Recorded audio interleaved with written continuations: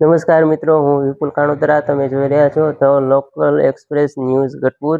અને આજે વાત કરી રહ્યા છીએ રાષ્ટ્રીય એકતા પરેડની, સરદાર પટેલની 150મી જન્મ જયંતિ નિમિત્તેની.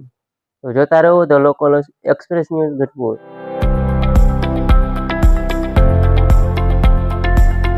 સરદાર વલ્લભભાઈ પટેલની 150મી જન્મ જયંતિ નિમિત્તે શુક્રવારે તારીખ 31 ઓક્ટોબરના રોજ વડાપ્રધાન શ્રી નરેન્દ્ર મોદી 182 મીટરની ઊંચી પ્રતિમાને પુષ્પાંજલિ અર્પણ કરી અને આ અવસરે એકતાનગરમાં પ્રથમવાર દિલ્હી જેવી પરેડનું ભવ્ય આયોજન કરવામાં આવ્યું હતું.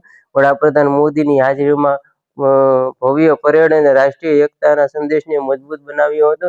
અલગ અલગ રાજ્યમાંથી આકર્ષક ટેમ્પલો પણ આકર્ષણનું કેન્દ્ર રહ્યા હતા અને સાથે સાથે અલગ અલગ સંસ્કૃતિને ઝાંખી કરાવતા લોકનૃત્યો પણ ત્યાં રજૂ કરવામાં આવ્યા હતા. અને આગળ વાત કરીએ તો બોલો જે આકર્ષણનું કેન્દ્ર બન્યા હતા તેમાં ગુજરાતના સરદાર વલ્લભભાઈ પટેલ સાથે મહારાજા કૃષ્ણકુમારસિંહજી ઝાંખી કરાવતું ગુજરાતનું ટેમ્પલ પણ મુખ્ય આકર્ષણનું કેન્દ્ર રહ્યું હતું. અને આજના દિવસે તેઓએ સ્ટેચ્યુ ઓફ યુનિટી ખાતેથી સંબોધન કર્યું હતું અને તેમણે કહ્યું કે સરદાર પટેલે 550થી વધુ રજવાડાઓને એકત્ર કરવાનું અશક્ય કાર્ય લાગતું હોય એ કાર્ય તેમને પૂર્ણ કર્યું છે અને તેમના માટે એક ભારત શ્રેષ્ઠ ભારતનું વિઝન એ સર્વોપરી હતું તેવું તેમને સ્ટેચ્યુ ઓફ યુનિટી ખાતેથી સંબોધનમાં જણાવ્યું હતું. आजादी के बाद 550 से ज्यादा रियासतों को एक साथ जोड़ने का असंभव कार्य को उन्होंने संभव करके दिखा दिया.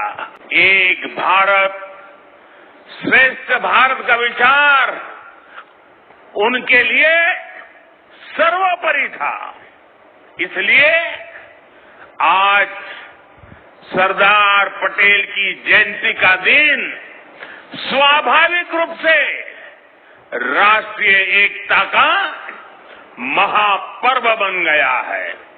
जिस तरह हम 140 करोड़ देशवासी 15 अगस्त को स्वतंत्रता दिवस मनाते हैं, 26 जनवरी को गणतंत्र दिवस मनाते हैं, वैसे ही एकता दिवस का महत्व हमारे लिए प्रेरणा की पल है.